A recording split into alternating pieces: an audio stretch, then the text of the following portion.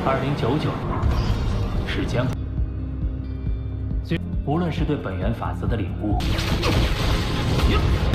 同样适用于我。怒影，他的实力果然比第一层。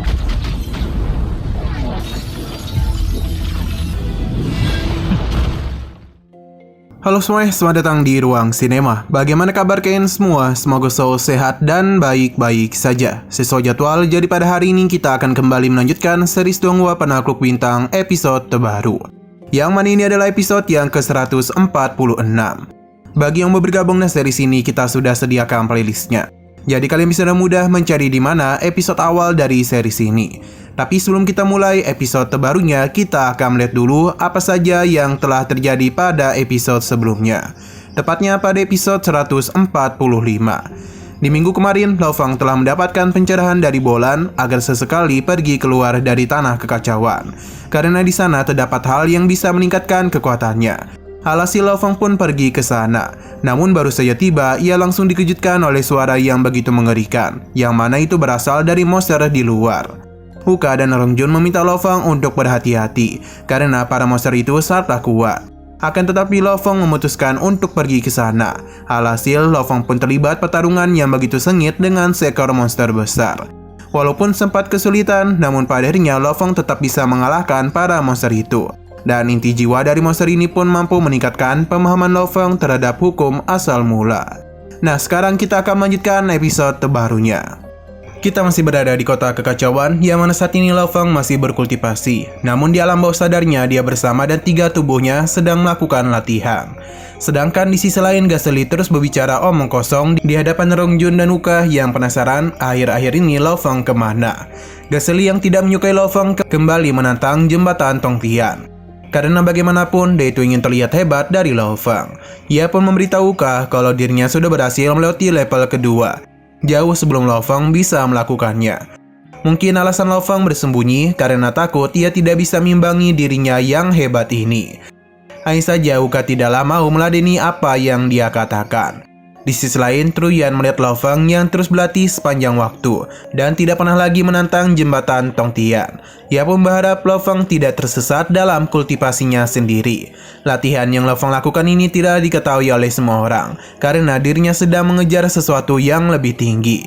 Ia tahu kalau dirinya telah tertinggal dengan para jenius lainnya. Tapi dia tidak terlalu mempedulikan hal itu karena bagaimanapun dia itu ingin fokus dulu dalam pengembangan diri. Waktu terus berlalu, yang mana di bumi beberapa orang sudah pergi meninggalkan Lo Fang. Ingat, 30 tahun di sana sama dengan 100 tahun di bumi. Beberapa tahun pun telah berlalu dan kita pun diperlihatkan dan sosok remaja dari Lo Fing dan Lu Hai yang penampilannya benar-benar mirip dengan sosok di Donghua sebelah. Lo Fang sudah tahu kalau keluarganya kini telah terbiasa tanpa dirinya.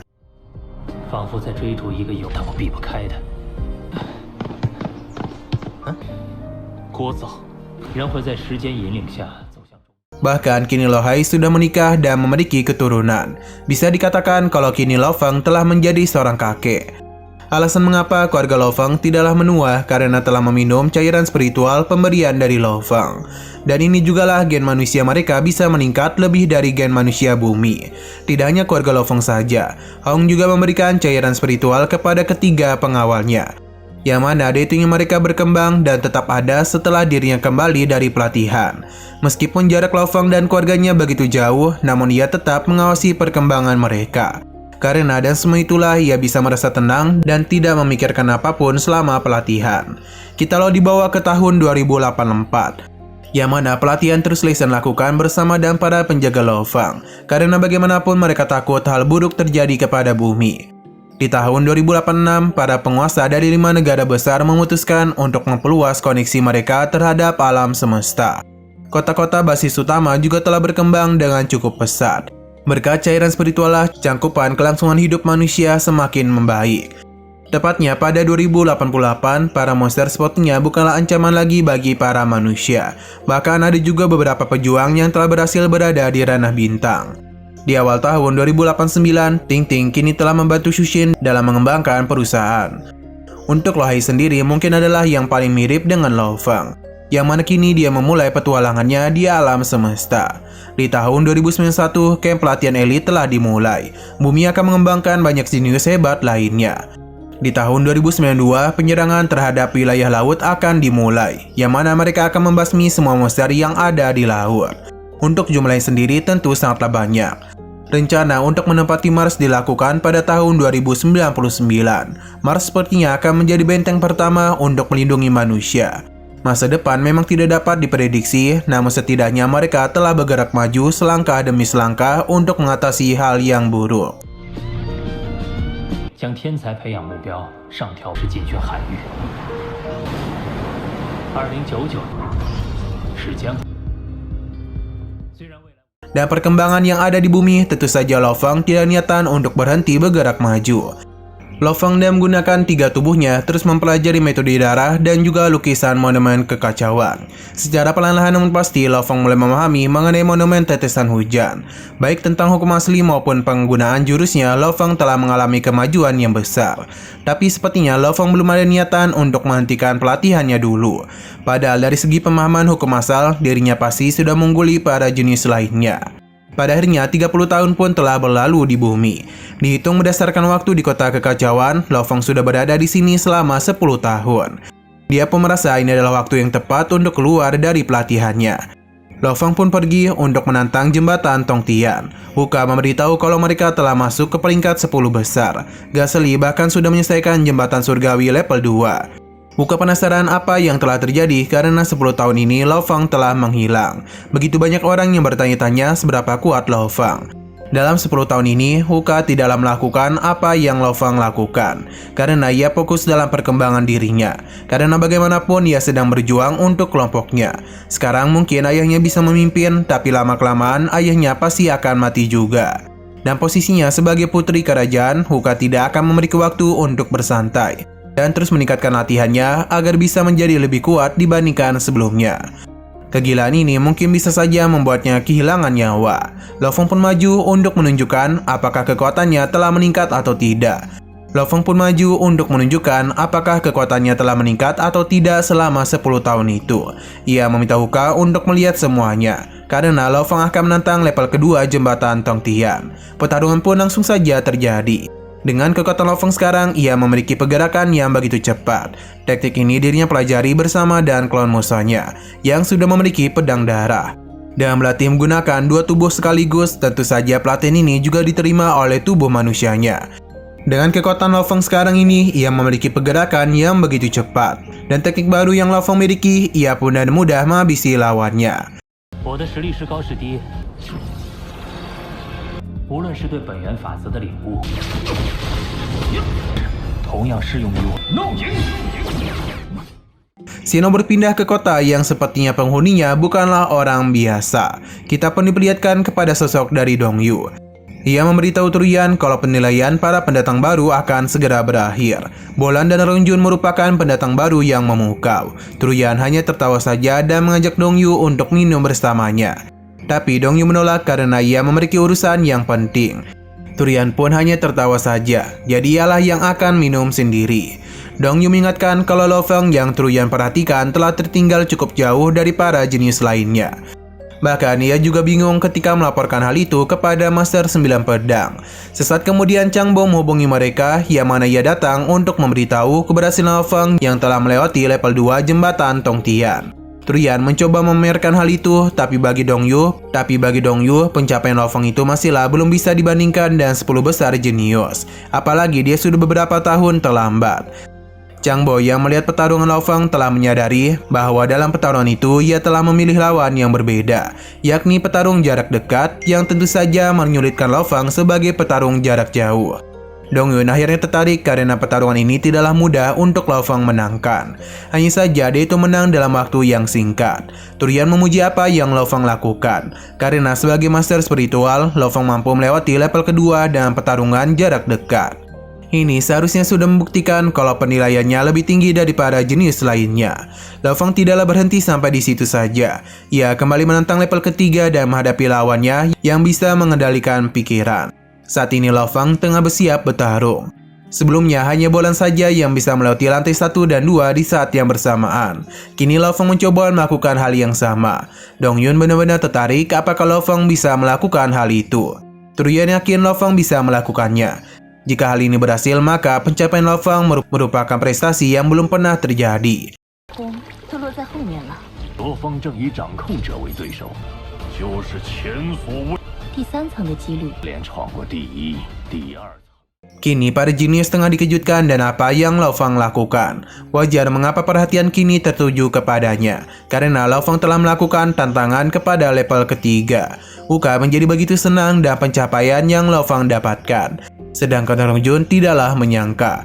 Mereka akhirnya sadar kalau selama 10 tahun ini Lao Fang telah berlatih diam-diam. Uka pernah mendengar dari Changbo kalau di antara 9 sekte di Tanah Kekacauan tidak ada satupun yang tertarik kepada Lao Fang, kecuali Kaisar Truyan. Apakah para master itu tidak percaya dengan kekuatan yang Lao Fang miliki? Pembicaraan terus terjadi di mana-mana. Mereka sangatlah ingin tahu apa yang terjadi di level ketiga yang Lao Fang tantang. Long Yun benar-benar terpukau dengan pencapaian dari Lao Fang. Bahkan kini dia berani menantang level ketiga. Tapi bagi Gasly ini bukanlah apa-apa, karena Lao Fang itu jauh berada di belakang mereka. Tidaklah mungkin baginya menyelesaikan level ketiga. Untuk Bolan sendiri sepertinya memiliki pendapat yang berbeda.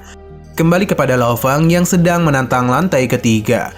Ia bisa melihat lawannya yang menggabungkan 9 pedang menjadi 1 pedang emas. Kekuatan lawannya jauh berbeda dibandingkan dengan lantai pertama. Tapi Lao Fang telah menyiapkan sebuah trik, yang mana dirinya pun mulai mengeluarkan Nansen Upperman yang kini berbeda dengan yang sebelumnya. Karena pemahaman Lao Fang terhadap hukum asal sudah jauh berkembang dibandingkan sebelumnya. Pertarungan pun langsung saja terjadi di antara Lao Fang dengan lawannya itu. 他的实力果然比第1层。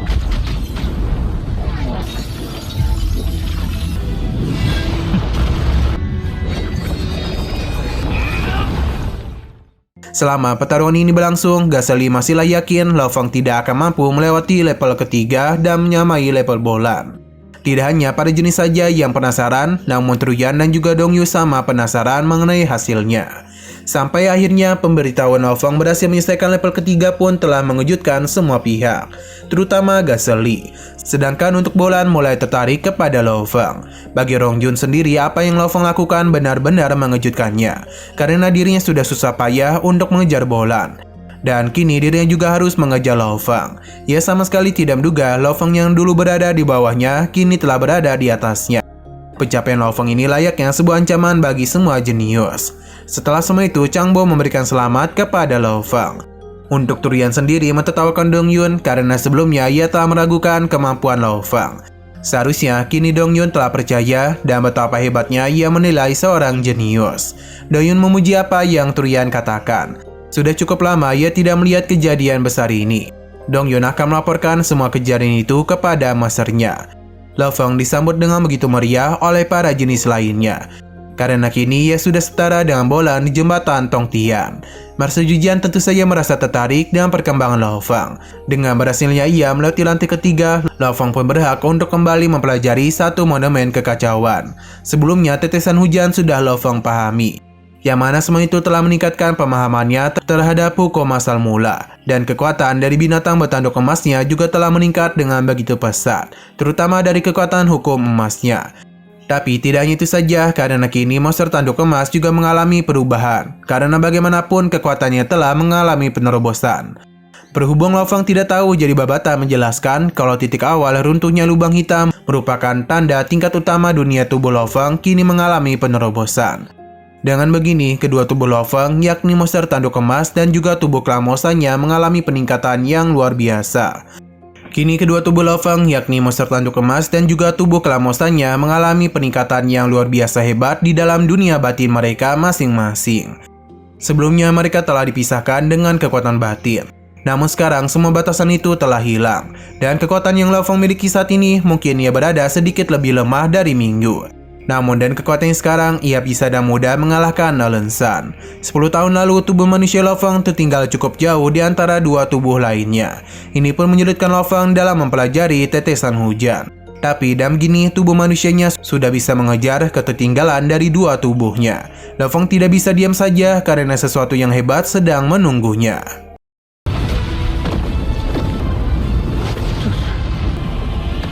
金角巨兽后限制了分身成长。 如今，但足以碾压当初导致其等级还停留在及赶上其他分身，并